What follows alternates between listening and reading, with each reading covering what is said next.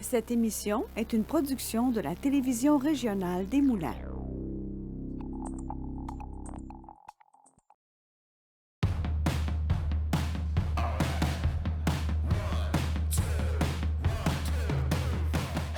Ce soir à l'émission, le directeur de Culture Lanaudière est avec nous. L'exposition d'Inter-Art 2 est débutée et on découvre le processus d'enregistrement d'un album. Bonsoir et bienvenue à Les Arts. Culture Lanaudière accueille un nouveau directeur général, Mathieu Lagacé. Il remplace André Saint-Georges, qui a été la directrice de Culture Lanaudière pendant 18 ans. Monsieur Lagacé est impliqué dans le développement culturel municipal depuis près de 25 ans et il se sent donc prêt à reprendre le flambeau pour poursuivre la mission de Culture Lanaudière. Bonsoir, je peux vous appeler Mathieu? Oui, bien sûr. Bonsoir. Merci d'avoir accepté l'invitation de Les Arts Lanaudière. Ça fait plusieurs années que vous êtes dans le milieu de la culture. Oui. Je me demandais comment ça avait commencé pour vous. Ça a débuté comment? C'est un hasard. J'ai commencé, j'avais à peu près 15 ans dans les parcs, à l'île Lebel à Repentigny, d'aller participer comme bénévole pour des événements, des festivals, qui avaient toutes les activités qui se faisaient culturelles. Faire de la pige après comme technicien de scène, de sonorisation, éclairage. J'ai tout découvert ce volet-là et je suis tombé au centre d'exposition à Repentigny très rapidement, que j'ai fait la programmation pendant plusieurs années. Et de fil en aiguille, j'ai géré des salles d'exposition, j'ai géré une salle de spectacle, j'ai fait du développement culturel depuis plus de 25 ans déjà. Ben oui, puis j'ai vu qu'il y a quand même vraiment une belle variété au niveau culturel, mais aussi dans les villes de Lanaudière. Vous avez travaillé à Repentigny, à l'Assomption. Notre-Dame-des-Prairies, depuis les dernières années que j'y étais. Oui. Et donc, maintenant, vous avez été nommé directeur, si je ne me trompe pas, c'était début ou mi-décembre. À peu près. Là. Je suis rentré en poste là, au retour des fêtes. OK. Puis là, ça fait à peu près... Oui, c'est ça, ça fait à peu près une semaine ou deux que vous êtes en poste officiellement. Oui. Comment vous trouvez ça? Je trouve ça très motivant. Ouais. C'est un changement, mais en même temps, c'est comme retomber dans des pantoufles. C'est un organisme que j'ai côtoyé depuis 25 ans, que je tourne autour de l'organisme, que je participe, je collabore sur différents projets. Ouais. Fait que là, je tombe en charge avec une super belle équipe, une équipe jeune, puis des beaux projets qui sont sur la table pour les prochaines années. D'aider les artistes dans leur professionnalisation, travailler avec les diffuseurs, les organismes culturels de la région, puis aider aussi de faire connaître nos artistes à travers la région, qui puissent venir vivre. De leur art ici. Pour qu'ils puissent venir vivre dans la région, puis vivre de leur art. Fait que c'est super motivant comme défi. Ça va faire un gros changement. Ah, c'est le fun. Puis vous parliez de plusieurs projets. Est-ce qu'on peut en nommer quelques-uns? Bien, il y a la boutique 4660. 13? Ah, 46, oui. Oui, c'est ça. On avait parlé avec la porte-parole il y a quelques semaines, mais c'est vraiment intéressant comme concept. Oui. Donc, 4673, ça, c'était pour les points cardinaux de Lanaudière. Oui. Puis qu'est-ce qu'on y retrouve sur le site? Il y a plusieurs artistes qui se retrouvent. On a des œuvres d'art, on a du métier d'art, on a des livres, on a de l'audio. On a également des cartes postales, plus du volet cadeau, des fois des éléments de reproduction, mais tout auprès d'artistes de la région. Fait qu'on les aide justement à avoir une boutique en ligne, de la faire connaître, d'amener le monde autour de ça, et aussi de faire connaître nos artistes et de permettre à nos entreprises, nos citoyens, de pouvoir acheter local. C'est notre façon un peu de faire de l'achat culturel local. Fait que la boutique qui roule, ça va faire pratiquement 7 ans que la boutique elle roule. Ça fonctionne bien, il faut continuer à la faire connaître, à la faire vivre. On a tout le support qu'on offre aux artistes, le programme de formation. On les aide dans leur demande de subvention, dans tout ce qu'ils ont besoin afin de se faire connaître, d'aller chercher, gagner des bourses d'exposition, de se faire connaître comme artiste en art de la scène, des lieux de pratique, faire découvrir qu'est-ce qu'il y a comme ressources dans les régions, puis qu'ils puissent les découvrir.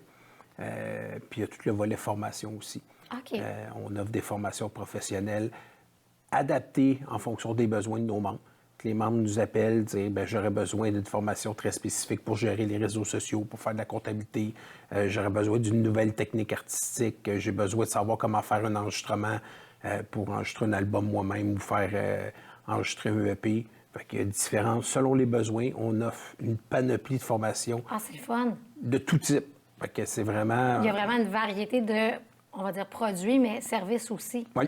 Puis ce qui est le fun, c'est que s'il y a des artistes qui nous écoutent puis qui ne savent pas trop par où commencer ou qui veulent justement faire une demande de subvention, de bourse, peu importe, on vous contacte et vous êtes capable de faire le point puis de relier les gens. Bien, c'est ce qu'on fait. On fait le tour avec eux, on fait le tour des besoins, on regarde qu'est-ce qu'ils veulent, puis on leur donne le support là-dedans, on les aide, on fait les liens, puis c'est motivant. Ouais. C'est motivant de prendre des artistes, des fois que le projet ne sait pas trop comment le lancer, puis là, des fois, c'est juste d'ouvrir deux, trois portes, dire « Ah, appelle à tel endroit, ou tu devrais essayer tel truc, ou modifie un peu ton texte de présentation. » Des fois, c'est pas grand-chose. Puis ça fait tout un changement, puis on les voit après ça, qui est la carrière qui peut prendre son envol. Fait que, c'est très motivant. Puis vous êtes présent dans pratiquement tous les gros événements aussi de la Naudière, parce qu'on vous voit quand il y a des expositions, on vous voit quand il y a des festivals, on voit souvent Culture La Naudière qui est là pour, pas nécessairement subventionner, mais oui, parfois. Pas de subvention?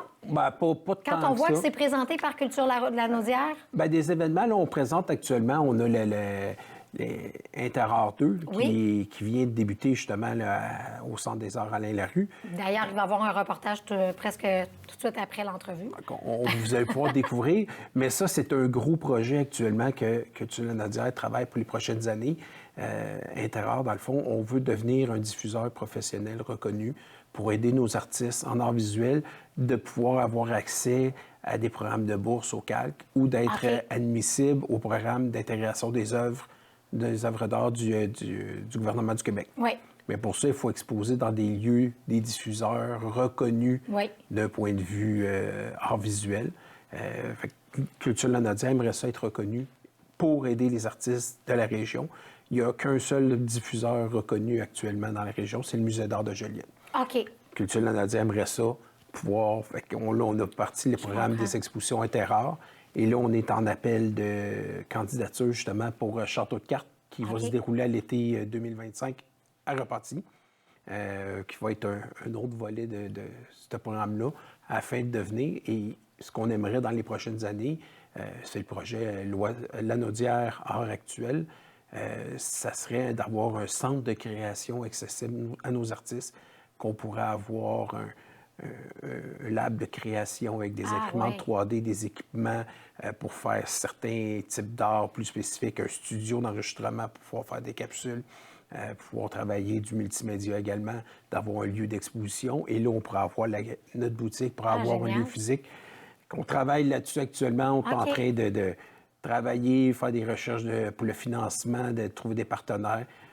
On devrait, dans les prochains mois, années, on devrait arriver avec des belles surprises. Bien, c'est le fun, parce que là, je voulais vous demander quels étaient les prochains projets à venir, mais j'ai déjà une bonne partie de la réponse. C'est pas les projets qui manquent. Non, c'est ça. Puis si je vous demandais quels seraient ou quels sont, selon vous, les défis de la culture dans la Naudière, puis comment vous pensez peut-être gérer ce genre de défi-là en tant que nouveau directeur?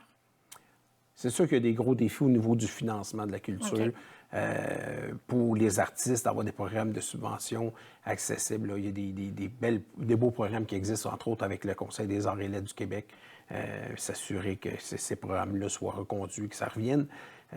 Toujours donner le plus de visibilité possible à nos artistes, les faire connaître, les faire voir, leur donner la chance de pouvoir se produire en région, dans nos événements, dans le coin, de faire de l'exposition dans des locaux professionnels, de faire reconnaître leur travail, qu'ils réussissent à vivre de leur art. C'est sûr que ça fait partie de notre mandat de les aider là-dedans, puis de trouver des nouvelles opportunités, puis de faire tout développer ce beau secteur-là. Mathieu Lagacé, un gros merci d'être passé à Les Arts La Naudière. On va vous souhaiter le meilleur comme nouveau directeur de Culture La Naudière. On risque de vous revoir aussi dans les prochaines semaines, mois. Très certainement. Et si les gens veulent en savoir un peu plus ou si les gens veulent communiquer avec vous, il y a évidemment le site Internet. Il y a aussi toutes les coordonnées qui sont inscrites puis qui vont apparaître au bas de l'écran. Donc, voilà, vous êtes aussi sur les plateformes, les réseaux sociaux. Les réseaux sociaux, on est très disponible. La porte est toujours ouverte. Merci.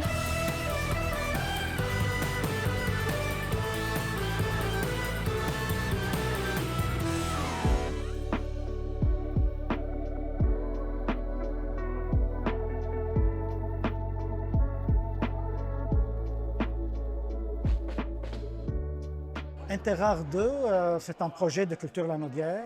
C'est la continuité du projet Interart qu'on a démarré l'été dernier sur l'île des Moulins à Terrebonne. À la base, Interart, c'est un dialogue entre les artistes, entre les œuvres. Sur l'île des Moulins, on a fait un dialogue entre les œuvres permanentes du symposium 1978 et les œuvres éphémères créées par les artistes, les 8 artistes sélectionnés pour ce projet-là. On a lancé un appel au projet, un appel qui a été lancé à la Grandeur du Québec. On avait un comité de sélection des 31 dossiers. On a choisi les 8 qui étaient présents à Terrebonne et qui sont présents maintenant à Notre-Dame-des-Prairies.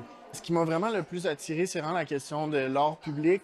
Du premier projet qui a été présenté à l'île des Moulins, c'est vraiment ça qui m'a attiré, la question d'interroger l'espace public, puis d'autant plus interroger les sculptures publiques, toute l'idée de cet héritage-là culturel. Fait que c'est un peu ça qui m'a vraiment attiré. Par la suite, disons que j'ai été accroché à ce grand navire.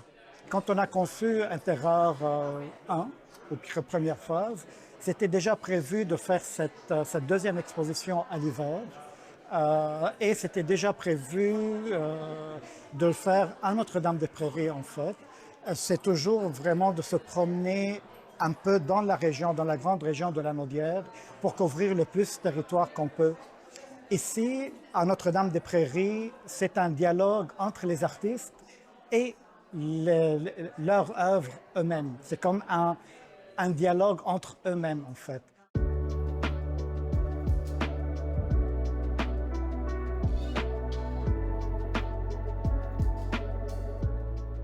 C'est un espèce de gros vase à 5 ouvertures.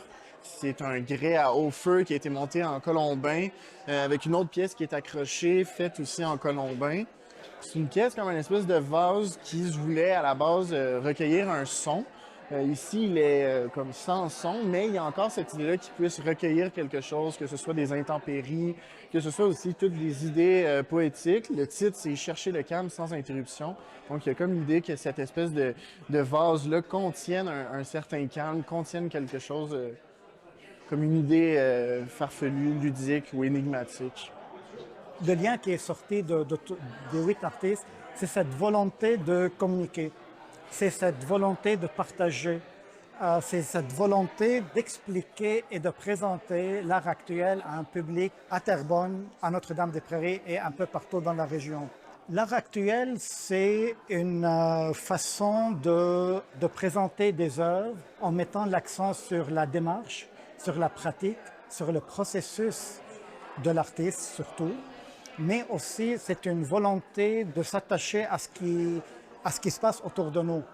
Le travail qui est développé par les artistes, ce n'est pas nécessairement un travail solitaire dans l'atelier de l'artiste. Plutôt, le travail commence par la communauté, par les sujets d'actualité qui nous entourent. Il les prend, il les amène dans son atelier, il développe un processus, un projet. C'est une vitrine pour des pratiques multidisciplinaires, pour des mixed médias, une volonté en fait de sortir du cadre traditionnel de comment on produit ou bien comment on travaille une démarche artistique.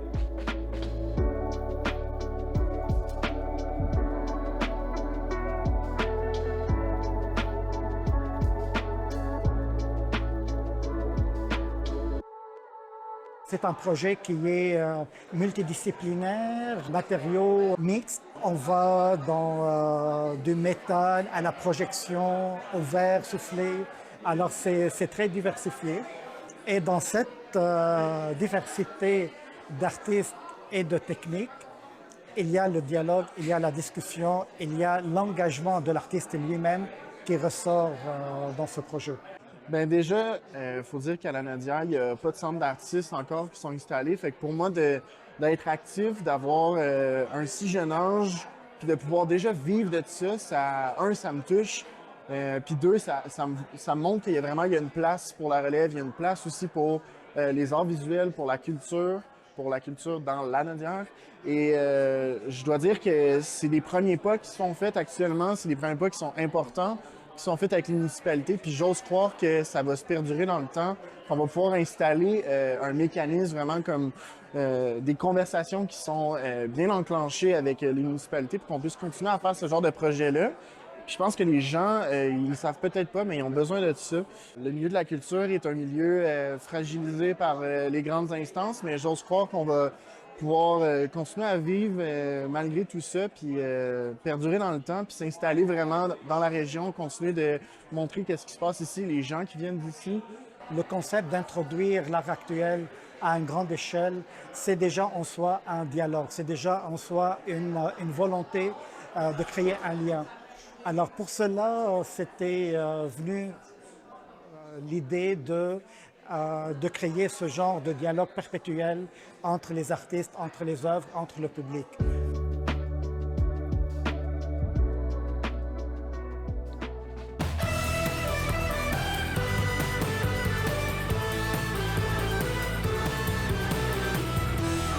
Le Cégep de la Naudière à l'Assomption célèbre la victoire de Nicolas Tellier à la 30e édition du concours intercollégial d'écriture dramatique Les Grégores, organisé par le Réseau intercollégial des activités socioculturelles du Québec. Étudiant en arts, lettres et communication, il a remporté le prix avec sa pièce Collision, qui explore les émotions complexes des relations amoureuses sur fond de fin du monde sur la Lune. Félicitations à ce talent prometteur pour sa réussite exceptionnelle. Le chanteur lanaudois Richie J continue de briller à l'international. Il a récemment remporté le prestigieux prix d'artiste haïtien-canadien de l'année 2024 lors des Haitian Music Awards, une cérémonie qui s'est tenue au théâtre Julius Littman de Miami. Une victoire bien méritée pour cet artiste talentueux qui ne cesse de faire rayonner la musique haïtienne. Enregistrer un album, c'est bien plus qu'un simple processus. C'est un véritable tourbillon créatif pour l'artiste après des mois, voire des années de travail. TVRM s'est plongé dans l'univers vibrant du studio Coda pour découvrir les coulisses de l'enregistrement d'un album.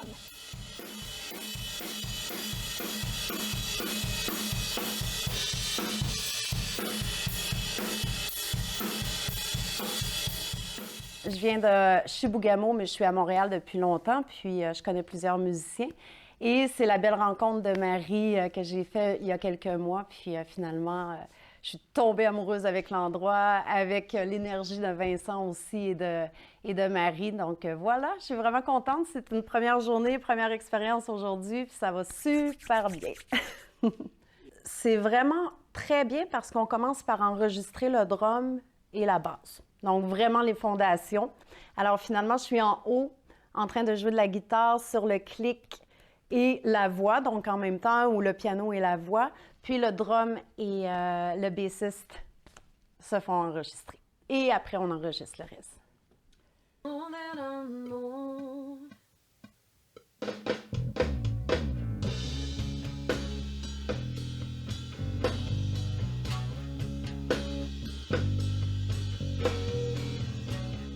En fait, le métier de réalisateur, moi, je le vois plus comme ça dépend des besoins de l'artiste avec qui je travaille. Si l'artiste a besoin que je l'aide avec des arrangements musicaux, je l'aide. Si c'est plus du point de vue audio, fait dans le sens de faire des prises de son, parce que souvent, c'est cette partie-là du métier qui est un peu moins connue des artistes. C'est comme le côté plus ingénieur de son, le côté d'aller chercher des textures, aller chercher des sonorités qui ressemblent aux influences de l'artiste. Fait que c'est beaucoup...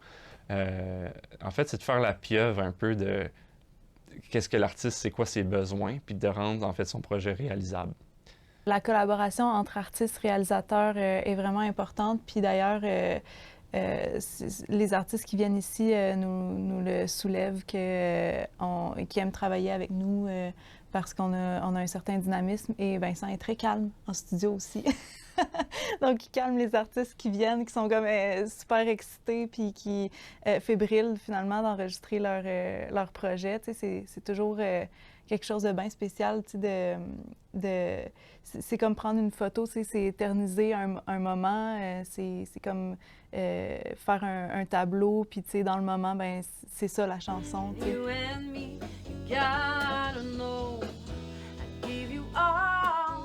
C'est un album en anglais. J'ai quelques chansons aussi en français. des amours ratés. Finalement, les artistes, souvent, quand ils écrivent des chansons ou ils font de la musique, c'est souvent tout ce qu'on a raté, etc., puis on veut le réinventer. Donc, c'est un peu ça l'optique. Je suis une fille du rock'n'roll, donc c'est sûr que ça va finir par rocker. Et aussi avec mes influences country, blues, électro, puis accompagnée de merveilleux musiciens, donc j'ai hâte de voir les résultats!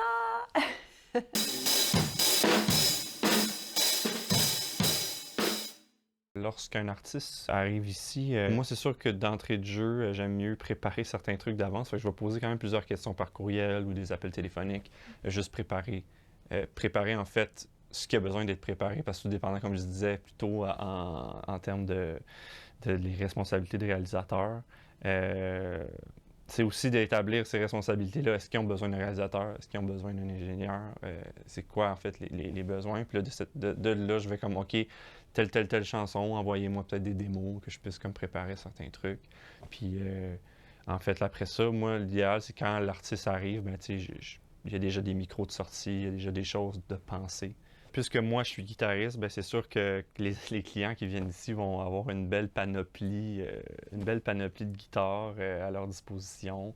Beaucoup d'amplificateurs qui ne sont pas ici, mais qui sont dans la salle d'enregistrement en bas. Sinon, pour ce qui est de l'enregistrement, c'est sûr que on est muni de quand même 24 entrées. On peut enregistrer quand même beaucoup de choses en même temps. Fait qu'on a carte de son. Qu'on voit autour de nous, c'est ça. C'est tout ce qui est pour enregistrer avec les microphones. Donc, les préamplificateurs, compresseurs, convertisseurs, parce qu'on est dans le domaine digital, donc on convertit du signal analogique qui se déroule en bas, qui ensuite est converti et s'en va dans l'ordinateur qu'on voit ici avec les 3 écrans. Sinon, on a des très bons claviers de toutes sortes. On a aussi un mélotron, on a des synthétiseurs aussi, fait qu'il y a vraiment matière à s'amuser pour de vrai. Oui, exact. Ben, il y a du choix. On a quand même beaucoup de choix. On peut offrir beaucoup d'options. Fait que c'est ça aussi qui est le fun dans l'enregistrement. Quand on est en confiance, on peut s'ouvrir plus facilement. Puis, ça, je pense que c'est pas quelque chose qui s'apprend. Puis Vincent, tout de suite en rentrant dans son studio, on sent la confiance. Donc, peu importe, même si on n'est pas à 100% tout de suite. Alors, c'est pas... on ne se sent pas jugé. Alors ça serait la base là, de la collaboration. Yes! J'avais un studio avant à Montréal qui s'appelait Studio Campus. Puis avec le temps, j'avais plus le goût de travailler de la maison. Puis avec la pandémie puis tout ça, ben en fait, l'idée est venue de se construire un studio à la maison. Puis en fait, ma conjointe avait envie d'embarquer avec moi. Puis on a parti le processus de tout ça. Ouais. Puis le nom s'est créé petit à petit, mais ça a pris comme un genre de 3-4 ans de travail à d'en faire un petit peu à gauche, à droite. Oui, parce qu'on a presque tout fait nous-mêmes de A à Z, là, à part la fondation. Puis dans nos carrières respectives, on était rendus à faire nos 3e albums chacun. Puis on voulait les faire dans notre studio finalement. En musique, ben il y a certains... C'est quand même un milieu assez difficile. Fait que le fait d'être capable de se produire nous-mêmes, ben, ça nous permet en fait de prendre cet argent-là puis de le dépenser ailleurs aussi pour nos carrières respectives, comme auteur, compositeur, interprète. Mais sinon, c'est ça. Fait que rendre l'utile à l'agréable puis de recevoir des clients aussi en même temps. Il y avait aussi le rêve que ce soit fait sur 2 étages. Ouais. Quand on a pensé à ça, comme on voulait que ce soit un peu comme Abbey Road. Oui, parce que le studio des Beatles, à l'époque, l'Abbey Road était construit sur ce concept-là où que la régie était en hauteur et la salle d'enregistrement était en bas, en fait. Fait qu'il fallait que tu descendes avec des marches. Fait que c'est un peu le même principe. Alors, on se retrouve présentement dans la pièce principale qui est la place où les musiciens jouent finalement les instruments. Là, présentement, on avait une session de drum et de basse. Puis, je voulais vous présenter la murale iconique du studio. C'est mon père qui l'a fait. Il est artiste-peintre, il s'appelle Charles Rodrigue. Il y a 4 panneaux de différentes couleurs de peinture en acrylique. Puis, on a tout enregistré le processus créatif derrière les tableaux dans mon vidéoclip qui s'appelle « Les mots, l'élan et la chance ».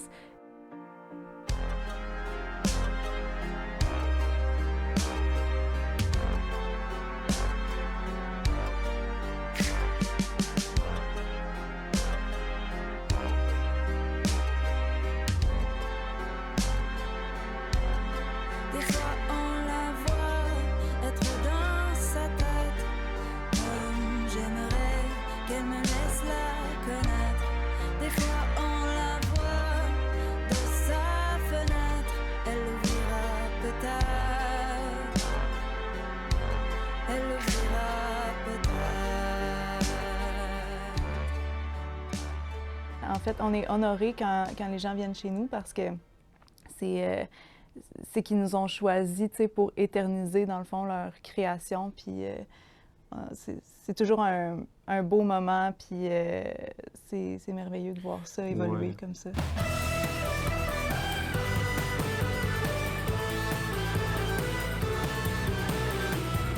Victoria Sénécal et Zoé Desferruru feront partie de l'aventure de Star Academy 2025.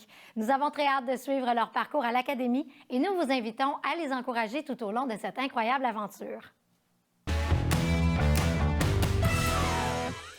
L'auteur-compositeur et interprète Olivier Lamarre lance la chanson et le vidéoclip de son titre « Banlieue Nord ». Il s'agit du 7e single de son nouvel album « Le fracas des âmes innocentes » qui paraîtra à l'hiver 2025. On en écoute un extrait.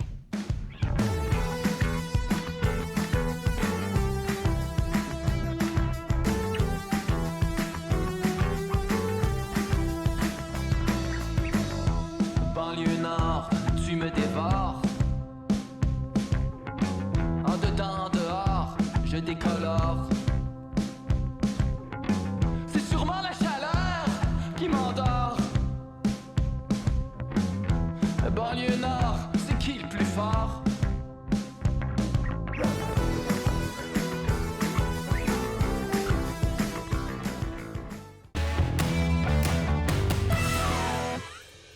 C'est déjà tout pour l'épisode d'aujourd'hui.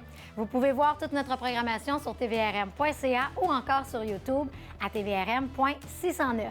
De plus, en vous inscrivant à notre infolette, vous ne manquerez pas nos actualités. On se retrouve la semaine prochaine pour une autre émission de Lézard-la-Naudière.